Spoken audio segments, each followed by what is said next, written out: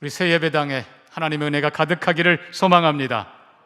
오늘 말씀대로 넘치도록 부으시는 은혜가 있기를 소망합니다. 먼저는 하나님의 사람들로 가득하기를 바랍니다. 또 선한 사역들이 풍성하기를 바랍니다. 또 필요를 넉넉히 채우시는 하나님의 은혜를 경험할 수 있기를 소망합니다. 이 은혜가 함께하기를 주의 이름으로 축복합니다. 오늘 본문에 모세가 이스라엘 백성들을 출애굽, 물론 하나님의 능력으로 합니다만 출애굽시키고 광야에서 이제는 성막을 짓는데 하나님께서 이 모든 은혜를 주십니다. 성막 짓는데 하나님께서 많은 사람들을 먼저 부르십니다. 자, 35장 30절 보면 모세가 이스라엘 자손에게 볼지어다 유다 지파 훌의 손자 우리의 아들 부사레를 지명하여 부르시고, 또 34절에는 단 지파 아이사막의 아들 오홀리압을 감동시키시고, 자, 어떤 사람은 하나님께서 지명하여 불러내기도 하십니다. 그런데 또 36장 2절 보면요, 모세가 부살렐 오홀리압과 및 마음이 지혜로운 사람 곧 그 마음에 여호와께로부터 지혜를 얻고 와서 그 일을 하려고 마음에 원하는 모든 자를 부르매. 하나님께서는 성막을 지으면서 이스라엘 백성들을 부르십니다. 직접 부르기도 하고 때로는 간접적으로 부르기도 하고 지명하여 부르기도 하고 또 마음에 감동을 주셔서 야, 참 하고 싶다. 또 어떤 경우는 지혜로운 마음, 생각해 보니까 내가 당연히 해야 되겠다. 이건 정말 좋은 일이다. 다양하게 부르십니다. 그래서 우리가 효과는 똑같습니다. 다 하나님 앞에 부름받은 것입니다. 하나님께서는 때로 직접 부르시든지 누구를 통해 부르시든지 아니면 마음의 감동을 주시든지 어떤 방법으로든지 하나님께 부름받은 사람들, 하나님이 부르신 사람들로 가득하기를 축복합니다. 왜 부르실까요? 심지어 보면 여인들도 시를 만들고 술을 놓고 다 주의 일에 동참합니다. 이게 다 부르심의 모습들입니다. 심지어 34장, 여러분 앞에 가시면요, 34장 22절 보니까 77절 맥추 초실절 그리고 세 마리는 수장절을 지키라. 너희 모든 남자는 매년 3번씩 주 여호와 이스라엘의 하나님 앞에 보일지라. 그러니까 하나님께서는 이스라엘 백성들을 부르시는데 모세와 아론뿐 아니라 아까 얘기했던 부살렐 오홀리압뿐만 아니라 마음이 지혜로운 자, 감동된 자, 하여튼 모든 사람들을 부르시고, 심지어 이제 가나안 땅에 들어가 12지파가 다 흩어져 살더라도 어디에 있든지 간에 다 1년에 3차례는 반드시 하나님 앞에 나오도록 부르십니다. 자, 그러면 부르심의 목적이 뭔가? 말 그대로 하나님을 뵈려고 나오라는 거예요. 하나님을 만나러 오는 것입니다. 그래서 성막, 성전 혹은 다른 말로 성막은 회막이라 부릅니다. 만남의 장소입니다. 그래서 먼저는 하나님께서는 이스라엘 백성들에게 너희 가운데 내가 거할 처소를 만들라. 성막, 성전은, 교회는 먼저는 하나님이 우리 가운데 임재하시는 곳입니다. 아멘. 하나님이 우리 가운데 임재해야 됩니다. 인간의 모임이 아니에요. 하나님이, 성부와 성자와 성령 하나님이 임재하는 곳이 되기를 소망합니다. 그런데 거기서 끝나는 게 아니라, 자, 이 성막 혹은 회막은 모세와 아론 제사장들만 위한 것이 아니라 이거예요. 모든 남자를 부르시고 여자분들도 부르시고 심지어 예수님도 12살 소년 때 성전에 갑니다. 그래서 모두를 부르시는 하나님. 그래서 결국 성막은 다른 말로 회막이라고 했어요. 만남. 그래서 예배는 만남입니다. 먼저는 하나님과 만남입니다. 하나님과 만나는 여러분 되기를 축복합니다. 하나님이 기다리세요. 또 하나님 안에서 서로 만남입니다. 서로 아름다운 교제가 있기를 주의 이름으로 축복합니다. 이 결국 본질은 뭔가? 성막이라는 성전 건물이 아니라는 거예요. 물론 건물 중요합니다. 왜요? 하나님이 임재하시는 곳이고 만나기를 원하는 장소이기 때문에. 그러나 그것 자체가 목적이 아니라는 것입니다. 다시 얘기합니다. 성전, 성막, 교회의 본질은 먼저는 하나님의 임재입니다. 하나님께서 이곳에 영광 가운데 임재하기를 소망합니다. 그래야 돼요. 동시에 만남의 자리라고 그랬습니다. 더 많은 성도들 하나님께서 다 부르셔서 하나님의 얼굴을 뵙고 하나님을 만나고 그리고 하나님과 깊은 교제를 나누고 하나님 백성으로 견고히 서기를 바랍니다. 그래서 궁극적으로 구약의 회막이든 성전이든 오늘날 교회든 간에 가장 중요한 것은 하나님과 사람들 공동체인 것입니다. 하나님께서 더 많이 부르시고 더 많은 감동 주시고 더 많은 지혜로운 사람들을 부르셔서 이 교회가 새 교회가 하나님의 아름다운 사람들로 가득 차기를 소망합니다. 두 번째로 우리는 오늘 본문 속에서 사역의 원리를 봅니다. 그러니까 첫째는 먼저 사람들로 가득 차야 돼요. 두 번째는 선한 사역이 풍성해야 됩니다. 자, 하나님께서 부사레를 부르시고 그 다음에 오홀리압을 부르셔서 그들에게 감동시키시고 지혜를 주셔서 여러 가지 일을 하게 하시고 금, 은, 노스로 제작하는 기술을 고안하게 하시고 보석을 깎아 물리게 하시고 나무를 새기게 하시고 여러 가지 일들을 하게 하십니다. 또 여인들에게는 실을 짜고 천을 만들고 그리고 청색, 자색, 홍색 실로 그룹들, 천사들을 수놓으며 아름다운 일들을 하게 만들어 주십니다. 자, 여기 이제 중요한 걸 봅니다. 하나님께서는 모든 다양한 사람들의 재능, 은사, 수고, 헌신을 필요로 한다는 것입니다. 다시 얘기합니다만 모세와 아론, 제사장, 레위인들만이 아니라 모든 백성들이 함께 이 일에 동참합니다. 하나님의 사역에, 하나님이 하시는 일에 모든 성도님들이 주신 재능과 은사를 따라서 함께 하시기를 주의 이름으로 축복합니다. 근데 여기 중요한 원리가 두 가지가 있습니다. 첫째는요, 자, 1절 다시 보면요, 여호와께서 부르사 성소에 쓸 모든 일을 하는 자 그들은 모두 여호와께서 명령하신 대로 할 것이라. 각자가 재능 은사 가지고 지 마음대로 각자 하는 게 아니고 모두가 다 하나님이 원하는 일을 해야 되는 겁니다. 그러니까 심지어 모세도 자기 마음대로 하면 안 돼요. 산에서 하나님께서 모세에게 보여준 그대로 하늘의 원본이 있어요. 여러분 요한계시록 20장, 21장 쭉 가면요, 하늘이 열리고 하나님께서 하늘의 진짜 성전을 보여주십니다.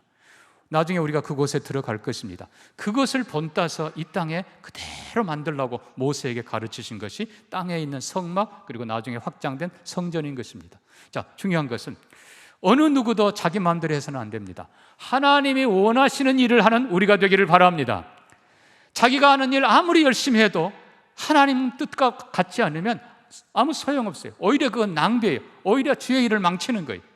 우리가 많든 작든 크든 적든 간에 주님이 원하시는 그 일에 동참하는 여러분 되기를 축복합니다. 그래서 모든 성도들이 철저하게 하나님 말씀을 배워야 돼요. 그러니까 특별히 직분자들은 말씀 잘 배워서 성경 잘 배워서 주님이 원하는 일에 앞에서 뒤에서 다 함께 협력해야 되는 것입니다. 그러므로 지혜로운 종들, 말씀대로 하는 종들 되기를 축복합니다. 두 번째 원리가 있습니다. 그것이 바로 성령으로 충만케 하는 것입니다. 하나님께서 성령을 부으셔서, 자, 여기 이미 재능이 있는 사람들을 하나님께서 부르십니다. 각자의 재능을 따라 봉사합니다만은 성령이 특별히 그들에게 은사를 더해 주십니다. 그럼 재능은 뭐고 은사는 뭔가? 재능은 우리가 태어날 때 하나님께서 이 세상을 살도록 주신 개인적인 능력들을 재능이라고 부릅니다. 그 은사는 우리가 예수 믿고 성령이 우리 안에 들어오셨을 때 하나님을 섬기고 이웃을 섬기고 교회를 섬기도록 부르신 영적인 재능들을 은사라고 부릅니다. 자, 그런데 중요한 것은 재능 아무것도 없는 사람 하나님께서 불러서 그 일 쓰면 그것도 또 안 맞는 거예요. 그러나 또 반대로 재능은 있는데 지 맘대로 그러면 안 되는 거예요. 재능, 거기에 성령님이 함께 하셔서 그의 재능과 은사가 주의 뜻대로 쓰여지고 뿐만 아니라 오늘 35장 뒷부분 말씀처럼 더 정교하게, 더 지혜롭게, 더 잘 감당하도록 성령이 도와주십니다. 이런 은혜가 있기를 주의 이름으로 축복합니다. 그러니까 우리가 각자가 가진 재능을 따라 섬기지만 거기에 성령님이 기름 부으셔서 더 잘 감당하도록 하시는 겁니다. 자, 여기서 우리가 한 가지 좀 생각하고 지나갑니다. 직업관이라고 하는 것입니다. 성도 혹은 성경이 가르치는 직업관이 무엇인가? 굉장히 중요한 겁니다, 여러분. 자, 중세까지 특별히 로마 캐톨릭 교회는 구약을 이렇게 보니까 제사장이 있고 레위인이 있고 그리고 백성들은 저쪽으로 밀려간단 말이에요. 그러니까 이거를 구분을 하기 시작합니다. 그래서 거기다 또 헬라 이원론이 들어와서 성과 속, 이원론으로 구분하는 거예요. 그래서 중세 캐톨릭 로마 교회는요, 거룩한과 속된 것을 구분시키는 것이 주 목적이었어요. 그 성직자는 거룩한 일을 하는 사람이고 그리고 성도는 세상 일, 속된 일을 하는 사람이고, 그러니까 선을 그어놓은 거예요. 그래서 평신도는 여기까지밖에 못 옵니다. 그리고 성직자는 위에 하얀 가운 입고 거룩한 사람으로, 여기는 속된 사람으로 그렇게 구분을 해놓은 거예요. 복장뿐만 아니라 자리뿐만 아니라 지금같이 이렇게 어떻게 장로님들 올라와요? 없는 거예요. 완전히 그냥 성직자는. 자, 근데 문제는 구약에 그 질서가 있었던 건 사실입니다. 그러나 예수 그리스도가 십자가 지시고 우리의 모든 규약, 규제 이런 것들을 해결해 버리셨습니다. 더 이상 제사장, 레위인 없습니다. 아멘입니까? 그래서 마틴 루터는 성경을 보면서 우리 모두가 다 왕 같은 제사장들, 예수 그리스도 안에서 하나님의 자녀이고 누구든지 예수 그리스도 안에서 예수의 이름으로 기도할 수 있고 예수의 이름으로 찬양할 수 있고 예수 그리스도의 이름으로 성경 읽을 수 있다고 선포합니다. 이것이 만인 제사장 원리입니다. 여러분, 그래서 우리가 예배자로 서는 겁니다. 앞에서 그냥 사제가 하는 이게 아니에요. 우리 여러분 모두가 다 기도하고 찬양하고 여러분 모두가 하나님의 예배자인 줄 믿습니다. 또 가정에 돌아가면 여러분들이 가정의 제사장들이에요. 가정의 역할을 하는 거예요. 그래서 옛날 구약 시대의 것은 이미 하나님께서 다 폐지하셨고 예수 그리스도 안에서 우리는 만인 제사장인 것을 이제는 믿습니다. 여기에 이제 직업이 같이 등장합니다. 자, 로마 캐톨릭은 직업을 성속으로 구분했다고 그랬어요. 근데 문제는요, 그럴 수 있어요. 그러나 자, 여러분, 이게 이상하게 점점 변질되어 가기 시작하는데, 자, 제사장, 즉 그러니까 사제입니다. 그들은 사제라고 부릅니다. 성직자라고 부릅니다. 성직자 혹은 사제는 하얀 가운을 입고 있습니다. 구별된 사람, 다른 말로 하면 거룩한 사람이에요. 자, 중요한 것은 정말 그 사람이 어떤 일을 해도 거룩하냐? 무슨 짓을 해도 거룩하냐? 아니죠. 술 먹고 담배 피우고 하여튼 별별 짓을 다 해도 거룩한 가운만 딱 입으면 하나님 앞에 거룩한 사람이고 성스러운 사람이다. 아니에요. 그럴 수 없습니다. 반대로 평신도는 아무리 애쓰고 기도하고 노력해도 너희들은 속된 사람이다. 아니에요. 그래서 자, 첫째는 마틴 루터가 모든 사람은 다 하나님 앞에 제사장이다. 이제는 거룩한 백성들이다. 아멘입니까? 예수 안에서 죄 용서받고 하나님 섬기는 거룩한 백성이. 그런데 문제는 마틴 루터가 그 다음에 얘기했던 건 직업은 천직이라. 이 천은 천하다는 뜻이 아니고 하늘이 주신 거다. 하나님이 주셨다고 강조하는 겁니다. 마치 구약에, 아직도 이제 구약을 못 벗어난 겁니다. 구약에 이스라엘 12지파가 기업을 받습니다. 그럼 그 기업에서 때로는 그 농사에 합당한 데는 농사 짓고 어업에 합당하면 어업하고 그 일을 아버지가 하고 아들이 하고 손자가 하고 대대에 물려주고 이건 하나님이 주신 기업이다. 물론 한편으로는 의미가 있습니다. 그걸 통해서 하나님 섬기고 가족 이끌어가고 좋은 일이에요. 그러나 문제는 변화가 없는 거예요. 그리고 자녀들은 늘어갑니다. 그러면 이제는 그 기업을 또 쪼개고 또 쪼개고 이거는 발전을 할 수가 없는 거예요. 자, 칼빈 목사님이 성경을 다시 들여다보면서 아니다. 당연히 캐톨릭의 가르침도 성속 구분하는 것 잘못된 것이지만 마틴 루터의 직업 천직 이것도 문제가 있다. 세 가지 중요한 원리를 성경을 통해서 확인하고 선포합니다. 그 첫 원리가 직업이 아니라, 여러분 잘 들으십시오. 직업이 아니라 하나님은 우리에게 재능과 은사를 주신 것입니다. 아멘입니까? 재능과 은사를 주셔서 그 재능과 은사를 펼치며 살도록 하는 것이 하나님의 뜻입니다. 그러므로 주신 재능과 은사를 따라서 더 다양하게 창의적으로 지혜롭게 세상을 살아가는 것, 이것이 그리스도인들의 삶입니다. 두 번째 원리가 있습니다. 그러니까 첫째는 직업 자체가 아니라 재능과 은사. 그리고 두 번째는 고린도전서 10장 말씀대로 먹든지 마시든지 너희가 무엇을 하든지 하나님의 영광을 위하여 하라. 아멘입니까? 어떤 직업이든지 하나님의 영광을 드러내는 그것이 거룩한 일입니다. 아멘입니까? 어떤 직업이든지 하나님의 영광을 위해서 하나님이 기뻐하는 하나님의 뜻을 펼쳐가면 그것이 거룩한 일입니다. 반대로 여러분, 성직자라 하더라도 자기를 위해서 하거나 아니면 거룩하지 못하면 그것이 오히려 속된 일입니다. 성속은 무너지는 것이 아니라 내 삶이 교회에서 섬기는 삶이든지 가정에서든지 직장에서든지 정말 하나님을 향하여 섬기는 마음으로 하나님의 영광을 위한다 그러면 그것이 다 거룩한 일들입니다. 하나님을 그렇게 섬기는 여러분 되기를 주의 이름으로 축복합니다. 그러나 마지막 것이 있습니다. 마지막 중요한 거 잊지 마십시오. 다 거룩한 일이면 진짜 거룩한 일은 어디 갑니까? 다 성직이면 복음을 위해서 중요한 건 어디 갑니까? 그래서 캘빈은 거룩한 질서를 가르칩니다.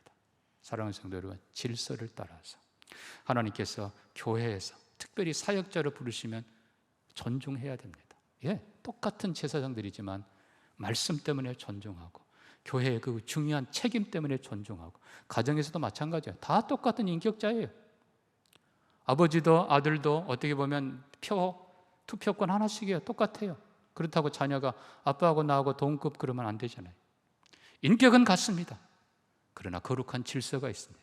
가정에서처럼 교회에서도 거룩한 질서를 따라서 하나님 중심으로, 말씀 중심으로 지혜롭게 생기는 여러분 되기를 바랍니다. 결국 원리는 말씀 따라서, 그리고 성령이 함께 하셔야 여러분 재능과 은사가 펼쳐지고, 그리고 여러분 사랑하는 자녀들 위해 기도하면서 이제 또 자녀들 입학 위해서, 취업 위해서 우리가 계속 기도하지 않습니까? 기도하는 목적이 뭐예요? 뭘 위해 기도해요? 그냥 잘 되게 해주세요가 아니에요. 여러분, 하나님이 우리 자녀에게 주신 재능과 은사가 개발되고 펼쳐지고, 그걸 통해서 하나님께 영광 돌리며 살게 하여 주옵소서. 그렇게 기도해야 돼요. 정말 여러분 자녀들이 그렇게 살기를 주의 이름으로 축복합니다. 또 우리 교회 안에서도 정말 이제는 새 시대에 맞게 다양한 재능, 은사 따라서 더 지혜롭게, 더 아름다운 사역들이 풍성하게 펼쳐지는 우리 교회가 되기를 주의 이름으로 축복합니다. 마지막 세 번째입니다. 첫째는 우리는 사람으로 충만케 하시는 하나님의 마음을 보았습니다. 그들을 부르시고 교제하시고 그들을 보고 싶어 하세요. 이게 교회라고 그랬어요. 두 번째는 사역으로 거룩한 재능, 지혜, 거기에 성령이 함께 하셔서 정말 다양한 사역이 풍성한, 여러분 사람은 이게 기쁨이고 행복이에요. 그래, 마지막 세 번째입니다. 필요한 것들로 가득 채우시는 하나님을 봅니다. 오늘 본문에도 쓰기에 남음이 있나이다. 백성이 연이어 가져오니까 쓰기에 남음이 있나이다. 이게 얼마나 아름다운 모습인지 모릅니다. 그러니까 여러분 돌아보면 이스라엘 백성들은 애굽에서 노예 생활했어요. 가진 게 뭐가 있어요?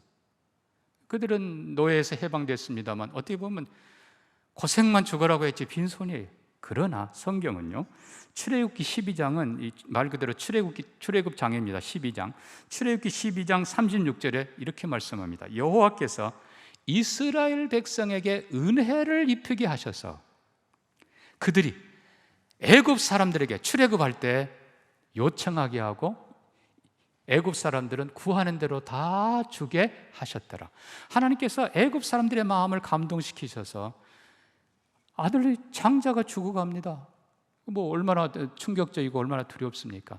이스라엘 백성들이 자유를 찾아 떠나는데 그들을 그냥 보내지 않고 달라는 대로 다 주게 하셨더라. 하나님의 선한 뜻이 거기 있습니다. 한편으로는 그동안의 수고에 헛되지 않게 하는 것이지만, 또 다른 한편은 앞으로 미래를 향해서 하나님께서는 애굽 사람들, 여러분 당시 애굽이 얼마나 부자인지 아십니까? 애굽은 당시에 가장 큰 나라입니다. 열방의 세상의 모든 재물들을 다 모아놨어요. 특별히 언제예요? 요셉 때. 요셉 흉년 때 곡식 장사하면서 천하의 모든 재물들 다 거기에 모이게 했어요. 하나님께서는 그것들을 모아서 이스라엘 백성들에게 주셨습니다.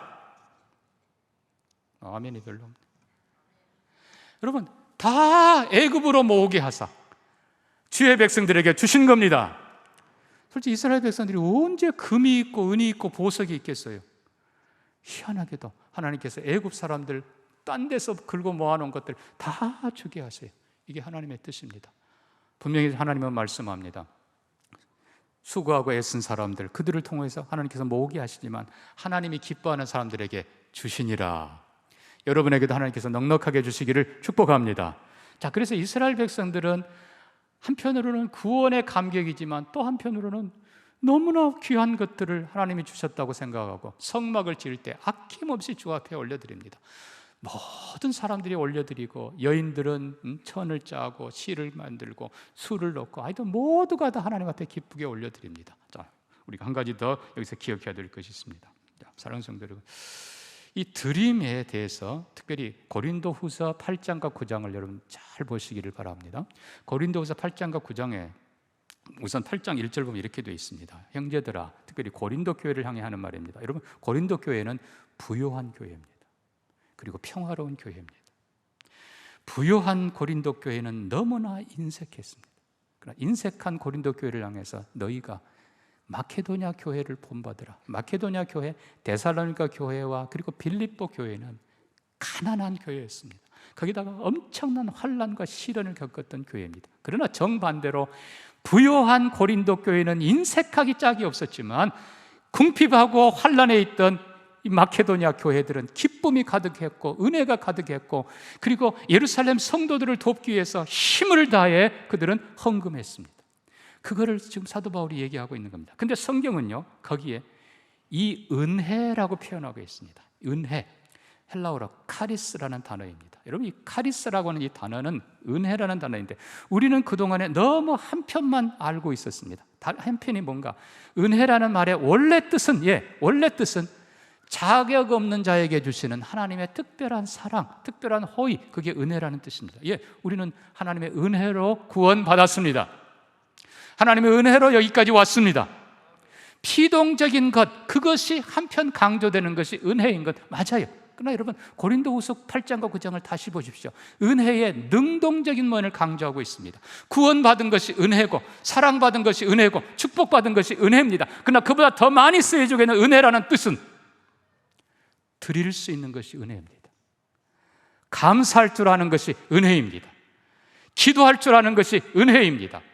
그래서 역대상 29장 9절 이하에 보니까요, 다윗 때입니다. 백성이 즐거이 들음으로 다윗 왕도 기쁨을 이기지 못하니라. 다윗이 온 회중 앞에서 여호와를 송축하여 이르되 부와 귀가 주께로 말미암고 또 주는 만유의 주가 되사 손에 권세와 능력이 있사온즉 모든 자를 크게 하심과 강하게 하심이 주의 손에 있나이다.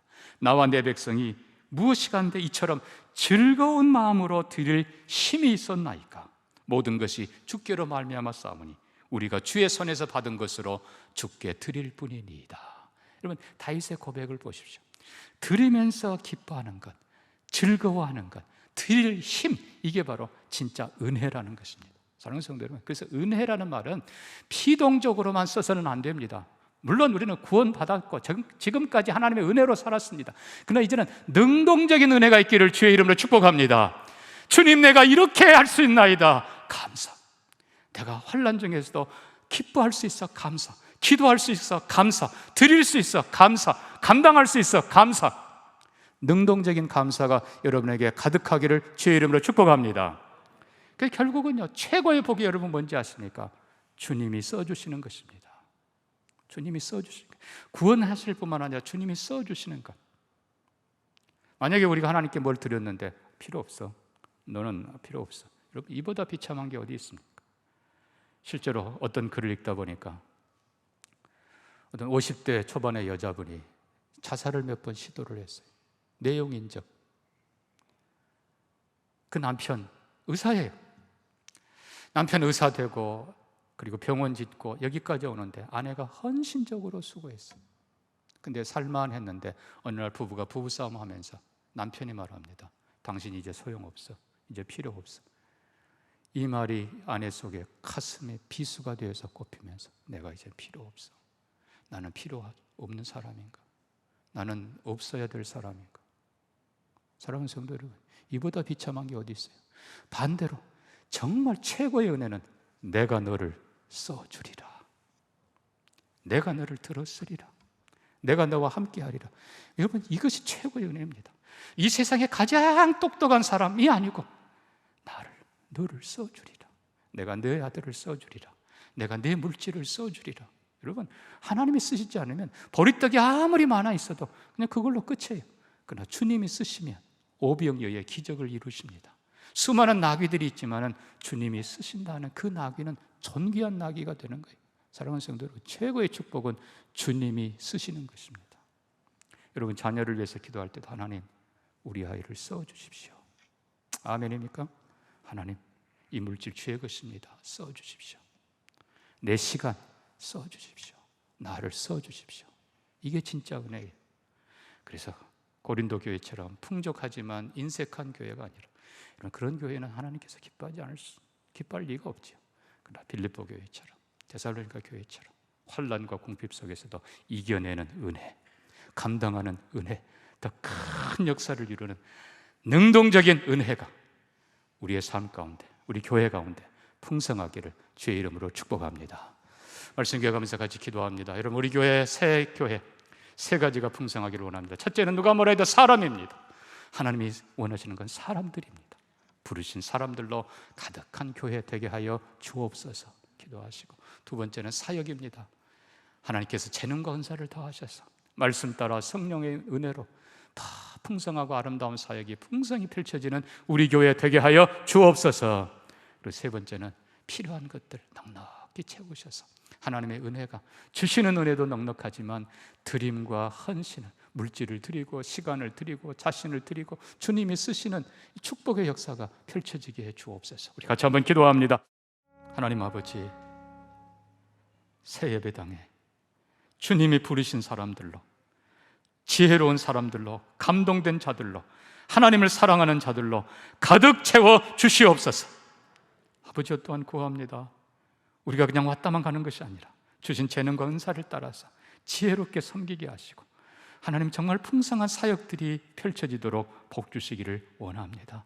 이 모든 것 하기에 넉넉히 감당할 거룩한 은혜를 주시고 하나님 건강하게 하시고 시간을 드리고 물질을 드리고 삶을 드리고 정말 하나님이 쓰시는 축복의 통로, 우리 모든 교회와 성도들 되게 해 주옵소서. 예수님 이름으로 기도합니다. 아멘.